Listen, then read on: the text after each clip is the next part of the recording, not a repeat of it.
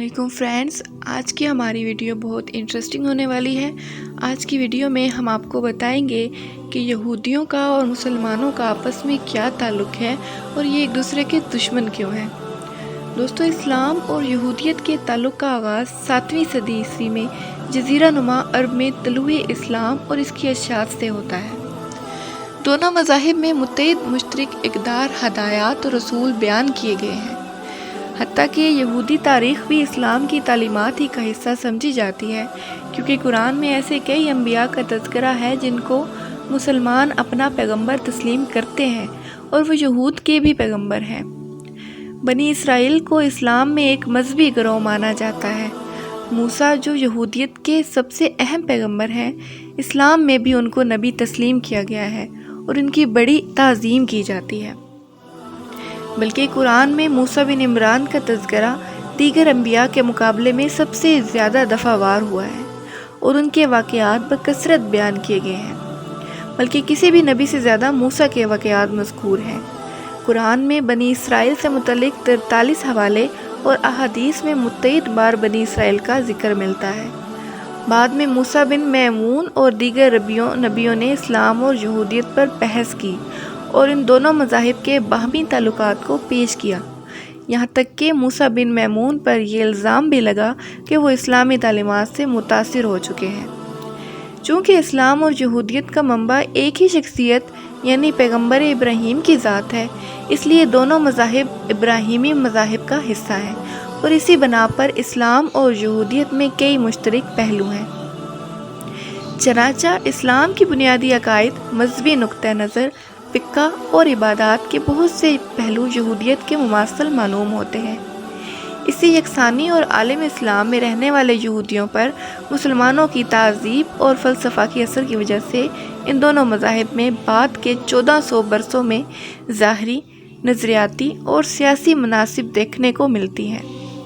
इनमें सबसे पहली और काबिल ज़िक्र मनासिब मखरीक का इस्लाम में पहला वक्फ़ है, जब उन्होंने अपना सारा माल और बागात पैगंबर इस्लाम को हब्बा कर दिए, जिसे पैगंबर ने मदीना में तकसीम कर दिया, और मखरीक जंग अहद में इस्लाम की तरफ से लड़ते हुए मारे गए। दूसरा काबिल ज़िक्र वाक़या सन 1027 का है, जब समूएल बिन नगरिल हातफ़ा गरनाता के अहम मशीर और फ़ौजी जनरल मुकर्रर होते हैं। साम नूह के बेटे थे। उनकी औलाद और उनसे मंसूब अफराद को सामी कहा जाता है। वो एक बरगज़ीदा शख्स थे। इब्रानी कौम और अरब अक़वाम को सामी कौम में शुमार किया जाता है। ये एक नस्ली नज़रिया है जो बाइबल के इन अबवाब में मज़कूर है, जिनमें कदीम इब्रानी तहज़ीब का बयान है। जो कौम भी ज़बान और तहज़ीब के लिहाज से एक दूसरे के करीब है, उनको अमूमन साम की औलाद माना जाता है। साम नूह का एक बेटा है। दुश्मनों को साम के मलून भांजे कनान की तरफ मंसूब किया जाता था। वो नूह का पोता था और हाम का बेटा था। जदीद मोरखीन और खसूसियात की बना पर जो बाप से औलाद में मुंतकिल होती हैं, जैसे जीन्स और आदतें, ये सब मान चुके हैं कि अरब और कदीम इब्रानी की असल एक ही है। असल की इस शनाख्त में सबसे ज़्यादा मुताला ज़बान का किया गया है।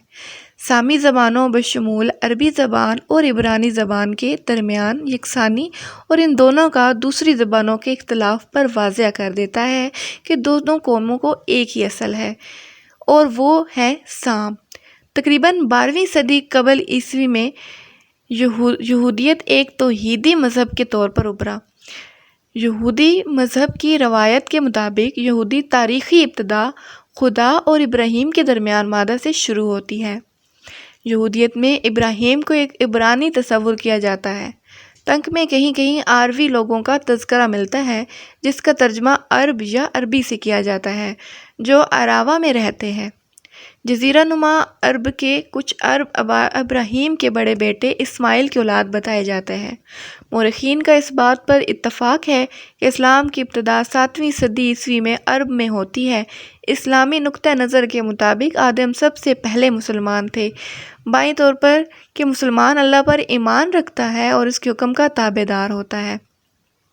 इस्लाम और यहूदियत की बहुत सी अलामात मुश्तरक हैं, जैसे अकायद और पैगंबर, پیغمبروں میں موسیٰ اور ابراہیم تینوں ابراہیمی مذاہب میں یکساں طور پر مقدس ہیں۔ اسلام اور یہودیت ابراہیمی مذاہب ہیں۔ یہودیت ابتدائی ابراہیمی مذاہب میں سے ہے، جس کے ماننے والے جزیرہ نما سینا کے وسیع و عریض علاقے میں رہتے تھے اور بعد میں مصر کی وادی بحیثیت عبرانی جا بسے۔ پھر وہ کنعان کی طرف گئے جس کو انہوں نے فتح کیا اور اس کے باشندے ہو کر رہ گئے۔ کنعان پر ان کی بادشاہت تھی۔ بعد میں یہ سلطنت دو حصوں میں تقسیم ہو گئی، مملکت اسرائیل اور مملکت یہودا۔ یہ واقعہ پہلا ہزارہ قبل مسیح عیسوی بائبل سے پہلے کا ہے۔ ابراہیم کے پہلے صلیبی بیٹے اسماعیل عربوں کے باپ تصور کیے جاتے ہیں۔ ابراہیم کے دوسرے بیٹے اسحاق یہودیوں کے باپ کہے جاتے ہیں۔ اسلامی نقطہ نظر سے اسحاق تمام اسرائیلیوں کے دادا ہیں اور اسحاق ابراہیم اور ان کی بانجھ بیوی سارہ کے بیٹے ہیں۔ سارہ کو یہود میں سے ایک مانتے ہیں۔ حدیث میں اسلامی پیغمبر محمد بن عبداللہ فرماتے ہیں کہ ابراہیم کی اولاد میں تقریباً 25,000 انبیاء رسول گزرے ہیں اور ان میں سے زیادہ تر اسحاق کی اولاد میں پیدا ہوئے ہیں۔ ان میں آخری نبی عیسیٰ ابن مریم ہے، اس لیے ابراہیم کو ابو الانبیاء بھی کہا جاتا ہے۔ یہودی تہذیب میں ابراہیم کو ابراہم اوینو یا ہمارے والد ابراہیم کہا جاتا ہے۔